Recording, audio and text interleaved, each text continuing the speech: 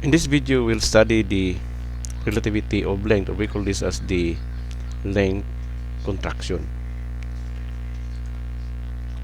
Now, aside from the time in our previous video, we learned that the time between two observers have different. It is because of the relativistic motion of the particle. So, different frames have different time because of that velocity. We call it as the time dilation. Now, aside from that, length also affected due to the relativistic motion, because length will be contracted by the observer in a rest frame. So we call that as the relativity of length, or the length of contraction. So we will derive the formula. And discuss. Then we will solve problems involving the relativity of length. Now consider a moving frame, and we have the observer inside that frame, and this frame moves with velocity u, and this is relativistic. So we can call this as the S prime, or the moving frame. The frame S is the moving prime. Now our task is to measure the length of the meter stick, and this is actually described by the two observers. One, the observer inside, and another observer is the observer in the outside of the frame, which is actually in the rest frame. So in order to solve for the length of the meter stick,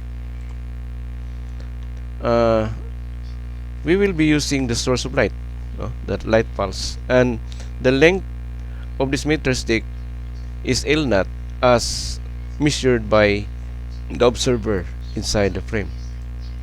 Okay, so we will establish a light at one end of the meter stick.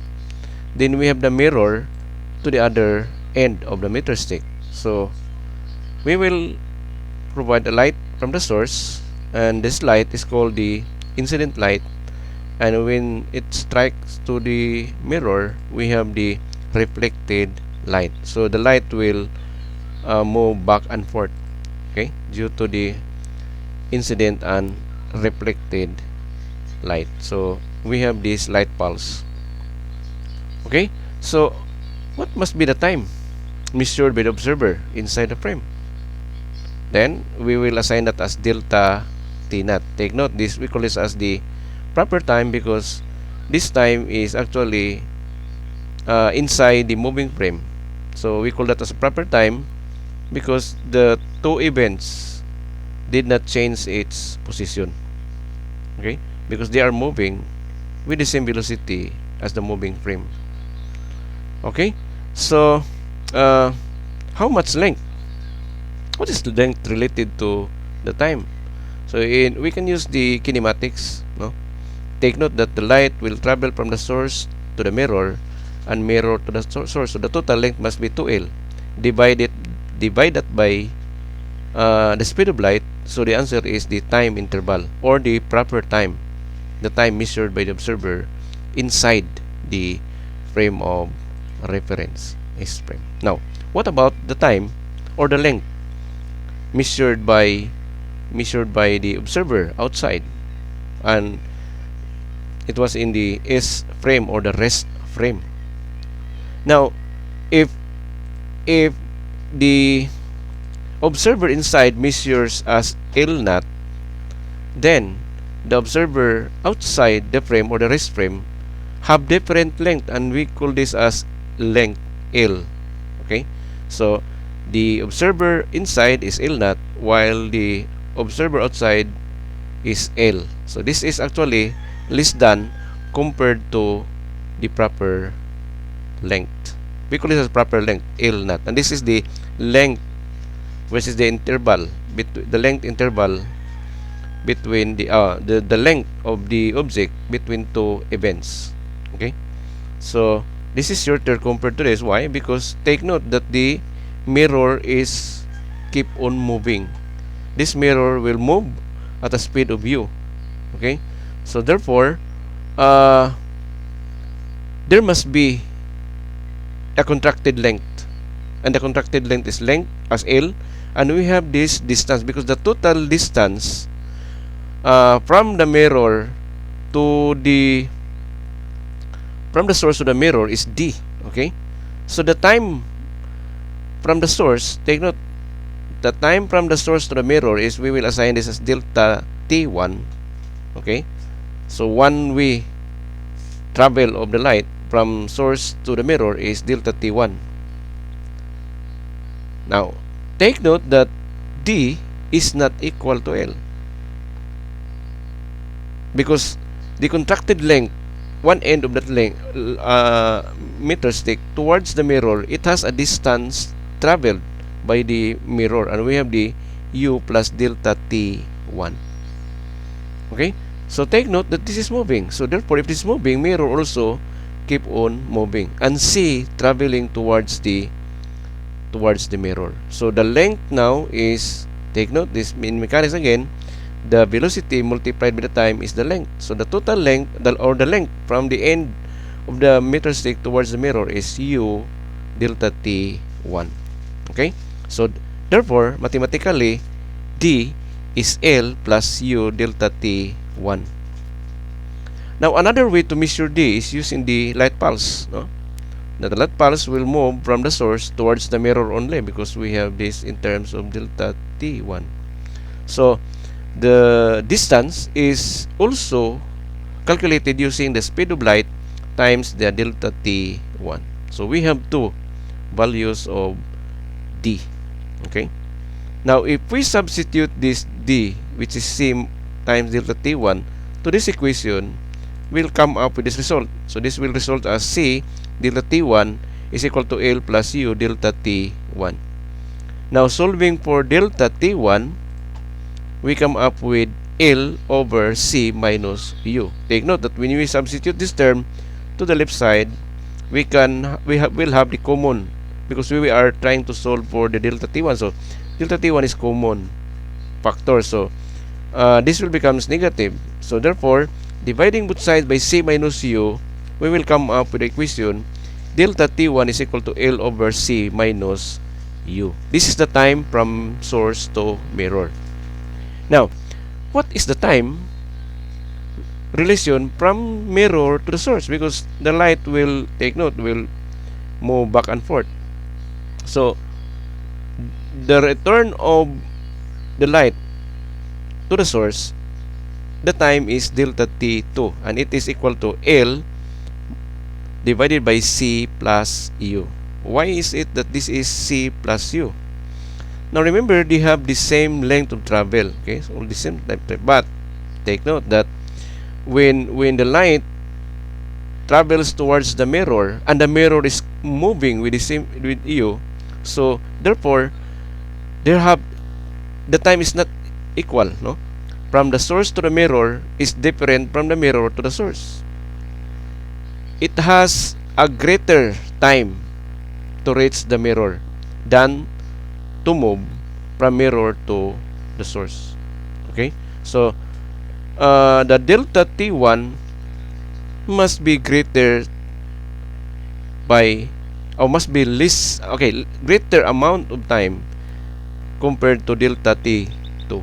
So the only way to handle it is to use the positive sign for the delta T2 and the negative in the delta T1, because take note that this is greater, C plus U is greater than C minus U. So that's the greater the denominator, the smaller the time. Okay, so this has a greater time compared to delta T2. Take note that again, the time from source to mirror must be greater than the time from mirror to source. Okay, now if we add the time from the source to mirror and the time from mirror to source, or delta T1 plus delta T2, the answer is the time interval between two events according to the observer in the rest frame. Okay, now substituting these values, delta T1 and delta T2, given L over C minus U plus L over C plus U, the delta T1 and delta T2. Now we will combine these two fractions in order to come up with a simplest form of this result. So the only way is to use algebra. We have to take the least common denominator, which is actually the least common multiple. And the least common multiple are these two binomials, sum and difference.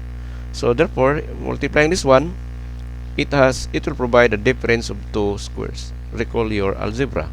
Okay, so combine the fractions is we will be using the LCD, the least common denominator. LCD divided by this one, take note, the result is C plus U multiplied by L. So we have L times C plus U. LCD again divided by the second denominator of the second fraction, or the denominator of the second fraction. The result is C minus U multiplied by L. So we'll have L times C minus U. Okay, so remove the grouping symbol. This will become LC plus LU, LC plus LU. Okay, now take note that LU will be cancelled out because this is plus while this one is negative. But LC cannot be cancelled because both of them have the same sign. So we can combine the two. The result is 2LC or 2CL. Okay, so therefore simplifying this one will provide 2CL over C squared minus U squared. Okay, now one thing to analyze this one is we need to rationalize this, no? Okay, in order to separate the C or to combine C with U. Now if we we'll multiply both sides by C squared over C squared in the denominator, okay, then what will happen is if you share this denominator inside this factor, so this will become C over C squared. The result is 1. U squared over C squared is U squared over C squared. So if we divide this by C squared, the result is 1 minus U squared over C squared. Now take note that this is C and this is C squared. So therefore we can cancel this C and this will become C only. So therefore the result becomes 2L. So take note that C was already cancelled and this C squared becomes C, and the factor of C squared minus U squared will result 1 minus U squared over C squared. Okay, now next is take note that this is the time interval. So recall our time dilation formula or the relativity of time. Take note this is equal to what? Delta T naught over the square root of 1 minus U squared over C squared, or the Lorentz factor multiplied by the proper time. So substituting this one from the time dilation formula, this will result delta T naught over square root of 1 minus U squared over C squared, which is equivalent to, take note this one, no? So 2L divided by C times 1 minus U squared over C squared. Now next is take note that this is the time, proper time. Okay, now we derived in our previous slide that the delta T naught is twice the L naught over C. So therefore substitute that to this equation, then the result becomes what? This is 2L naught over C. From here, substituting this value, we come up with 2L naught over C divided by the square root of 1 minus U squared over C squared, equivalent to 2L over C, quantity 1 minus U squared over C squared. Now, take note that we can cancel this C. C will be cancelled out. Okay, this will be cancelled out, and 2 also will be cancelled. So what we have now is we have only L naught over quantity 1 minus U squared over C squared raised to 1/2, because square root means 1/2, and this one this is actually raised to 1. So take note that we have the same base. Okay, the exponent is 1/2 and this is 1. We can apply the law of exponent later on. Okay, now next is we will multiply both sides by 1 plus u squared over c squared. So multiplying both sides, this equation, this will be cancelled, so leaving L only. And we have the L naught multiplied by 1 minus u squared over c squared divided by the 1 minus u squared over c squared quantity 1/2. Okay, take note that we have the same base. This is understood to be 1. So we can simplify this one using the law of exponent. The same base dividing is subtract their exponent. So this will becomes 1 minus 1/2.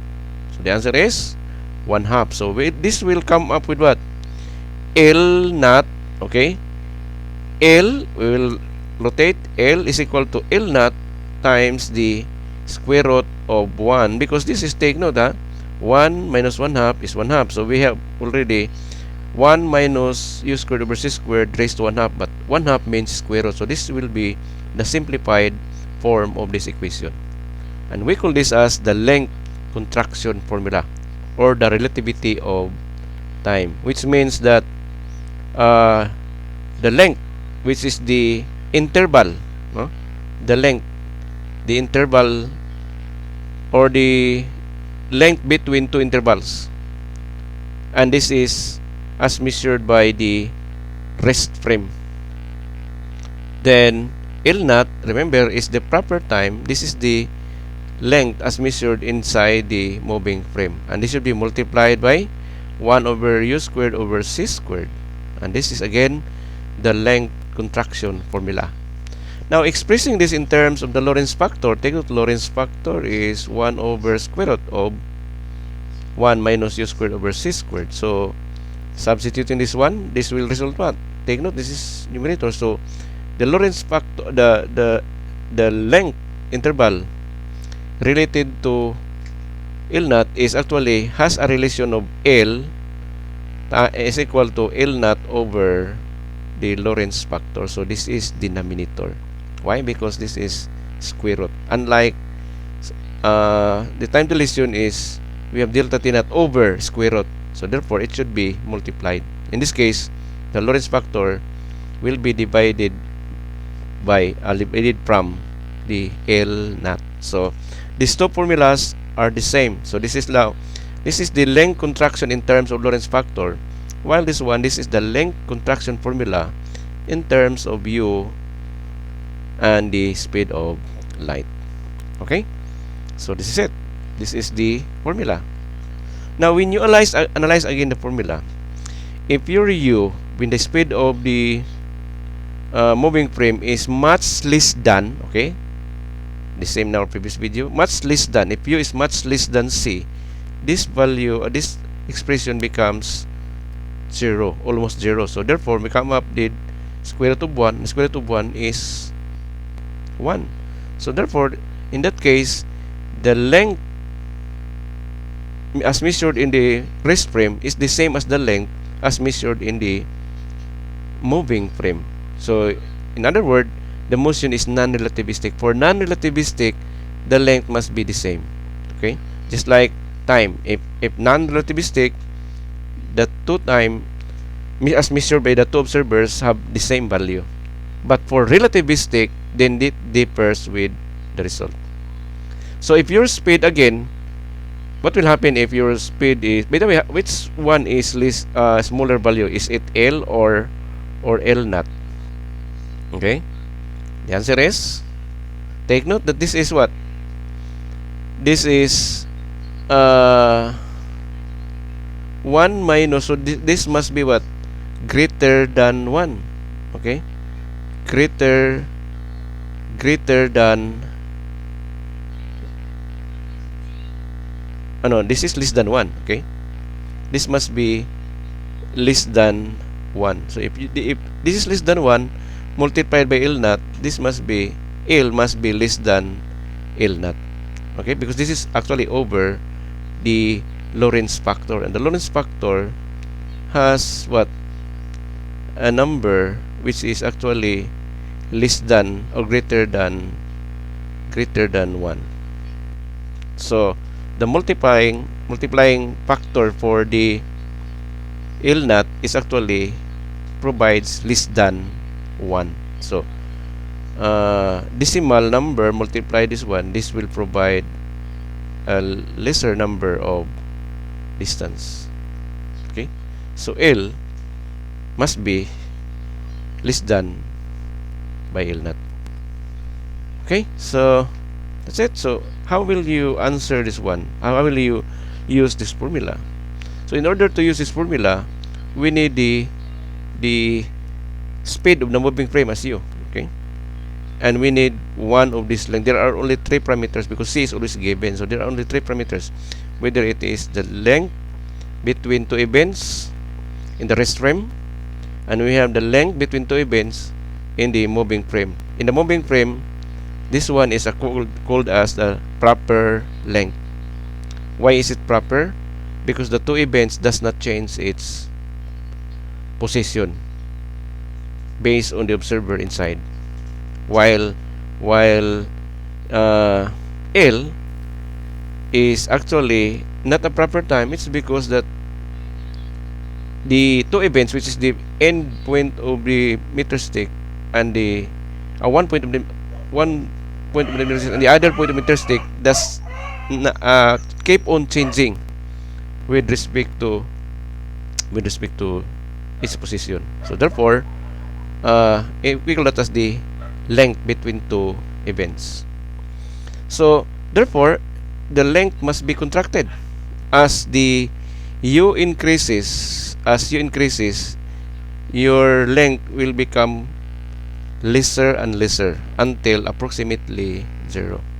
So at a very near speed of light, your length becomes a very, very small length, approximately equal to 0. Okay, now if the length is the meter stick is oriented parallel to the velocity of the moving frame, then there must be a length contraction. But if we place the meter stick in a vertical position, then the length will not be contracted. So the length will be contracted if it is parallel to the direction. So the component of that component, because if we incline the meter stick, then there must be a parallel component and we have the perpendicular component. The parallel component affected by the length contraction, while the vertical component does not affected by the relativistic length. So it will maintain, the length is always the same, perpendicular to the direction of the particle. So therefore, this is moving along x, then your meter stick is oriented horizontally, then the length must be affected. But if we place it in a vertical position, the length will not be affected because your motion is along x-axis. Okay, so let's have this problem. Problem says that the spaceship flies from Earth. So we have this spaceship flies from Earth with a velocity of 0.99 c. So this is 99% of the speed of light, so very fast.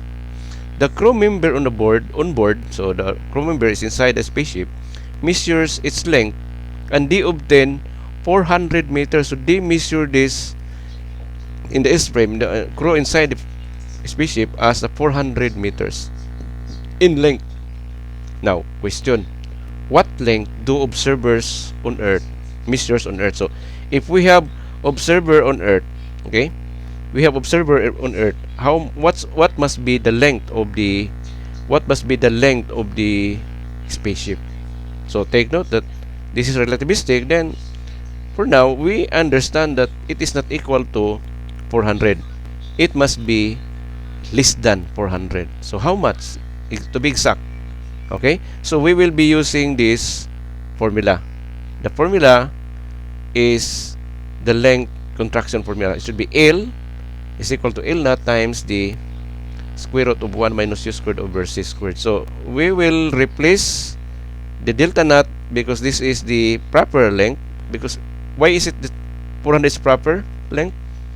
It is because that this data are taken from the crew members inside the moving frame. So we have any length measured inside are called as the proper length, because the end of that will not keep on changing based on their frame of reference. But observer in Earth observes different, because the endpoints, or that between two events of this particle, keep on moving with the speed of u. So replace u here and c is the speed of light. Okay, then we will come up with what? We will come up with 400 is equal to 1 multiplied by 1 minus u, but u is 0.99 c squared, so squaring this one, so distribute the lowest exponent, so 0.99 square and c squared will be cancelled out, so this will becomes 1 minus 0.99 square, then take square root, then multiply by 400. The answer is 54. So if the spaceship is 400 according to the observer inside, the observer on Earth is actually measures only what? How much? Measures only 56.4 meters. That's it. Okay? So, now next question. Okay. This is another problem. A meter stick at an angle of 30 degrees. So, this was inclined with respect to horizontal as 30 degrees. And it travels point C, 0.6C in the direction of the positive y. So, this roller or meter stick is moving upward. Okay, this is moving upward. This is in the direction along y. Now take note that the meter stick is inclined at 30 degrees. Now the question is, at a stationary observer, means the observer in the rest frame, how long does the meter stick appears to be? Okay, so how will you answer this one? Now remember that this is inclined at 30 degrees. So therefore, we have the component of this length with respect to y, and we have the component with respect to x. And mathematically, it is 1 sine 30, and this is 1 cosine of 30. Okay? So take note that this is only the relativistic. This is the relativistic length. Why? Because this is in the direction of the motion of the particle, while this one, this is oriented perpendicular to the direction. So therefore, this length will not be affected. This is non-relativistic length. The relativistic length is only this one. Okay? So therefore, if this is relativistic, this must be shorter in length according to, if by the way, this 1 sine of 30, this is the length according to the observer inside. Okay? But the observer outside, this is not equal to 1 sine of 30 degrees. So how will you do it? How will you solve? What is now the total length? So the total length must be what? It should be, applying the Pythagorean theorem, it should be this length multiplied by this one, because this is non-relativistic. So this is also the distance as observed by the observer in the rest frame, and this is also the distance as observed inside this moving frame. But the 1 sine of 30 degrees, this is the what? This is the length as measured inside the frame. So the 1 sine of 30 degrees is actually not the length as observed by the Earth. So the result must be less than. So this is because this is relativistic. Okay, so again, if the strategy is to solve the relativistic length of this one based on this 0.6c, then after that, then we have to take square root of that, square this one and square this one, then take square root, and that will be the answer to the problem. Okay, so first is we will use the formula for the length contraction formula. So we have L is equal to L naught, then square root of 1 minus u squared over c squared. Okay, then next is we will substitute this one here, then u must be that point, then substitute, then we'll come up with what we have, the 0.4. So this is what, take note that the 1 sine of 30, this is only 0.5, so this is 0.5 meters. Now observer in the rest frame measures only 0.4, not 0.5. Why? Because this is relativistic. So 0.6 is actually relativistic. This is 0.5 while this one is 0.4. So next, to answer this one is you have to do it on your own, no? This is now, this is, remember, this is the same for for the observer in Earth, because this is non-relativistic. So therefore, square this one, then square this, then add this two, then take square root, and that will be the answer to this problem. How long does the meter stick appear to be? So what is the length? Okay, now take note, this how long means we are talking about the length, not in the time. So therefore,